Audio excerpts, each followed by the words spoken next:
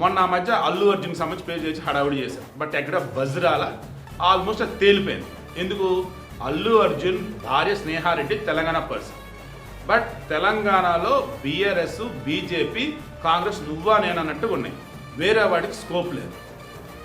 ఇక ఏపీ చూసుకుంటూ ఉంటే TDP, YCP, Janasena, BJP, Congress almost కొట్టుకుపోయినట్టే.